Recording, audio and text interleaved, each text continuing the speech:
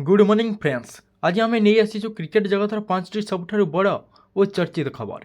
क्यों खेलाड़ी को मिलला बड़ सुजोग, किए गढ़िले नुआ रेकर्ड और क्यों खबर एवं सोशल मीडिया रे सबुठारु अधिक चर्चार अच्छी सबकिछि जानापी भिडियो शेष पर्यंत देखंतु।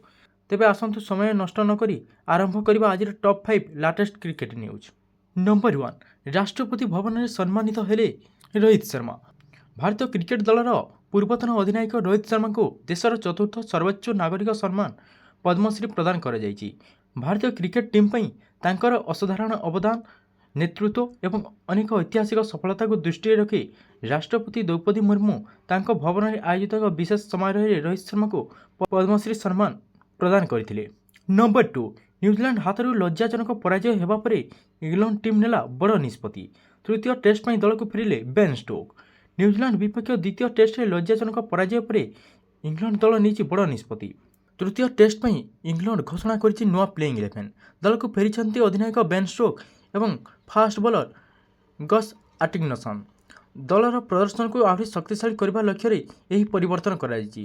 नंबर 3, आईपीएल 2027 जीतवा LIC team master plan. IPL 2027 में जोरदार प्रस्तुति आरंभ करिछि लखनऊ सुपर जायंट्स। ऋषभ पंत को ट्रेड करबा परे एबे दल कोचिंग स्टाफ रे बड़ परिवर्तन करबा को जाउछि। रिपोर्ट अनुसार पूर्वतन केरल क्रिकेटर जी जयकुमार को दलर नुआ बैटिंग कोच भाव में नियुक्त करा जाय पारे।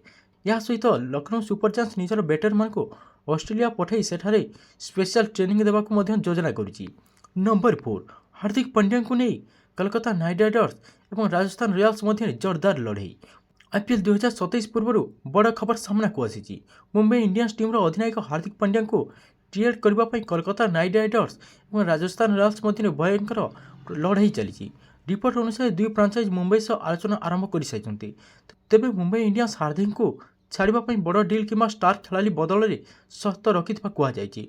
राजस्थान पक्षर यशस्वी जयसवाल नाम सबुठ आगे रही।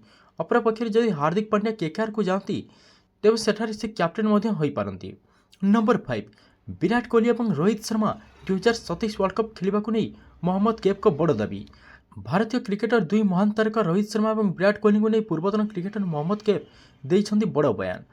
मोहम्मद कैफ कहते मु रोहित शर्मा और विराट कोहली को ग्यारंटी नेउछि से 2027 दिनिकिया वर्ल्ड कप पर्यंत भारत पर खेली पारे। मोहम्मद कैफ का मतरे दुई खेलाड़ी अनुभव, फिटनेस और क्रिकेट प्रति जुनून सेमानकु आहरी दीर्घ समय दलर मुख्य अंश भाव में रखिब। विशेषकर रोहित निजर फिटनेस उपरे लगातार काम करुछन्ति बोली मोहम्मद कैफ कहते। फ्रेंड्स, यही खबर मध्य केउं खबरटी आपनमानकु सबठारु अधिक आकर्षित करछि आमको कमेंट बॉक्स में निश्चय जणातु एवं भिडियोटी भल लागिथिले भिडियोटी को लाइक करबा सह सांगमानक सह शेयर करंतु और प्रतिदिन एभली ताजा खबर जानिबा पई चैनलटी को सब्सक्राइब कर दियंतु।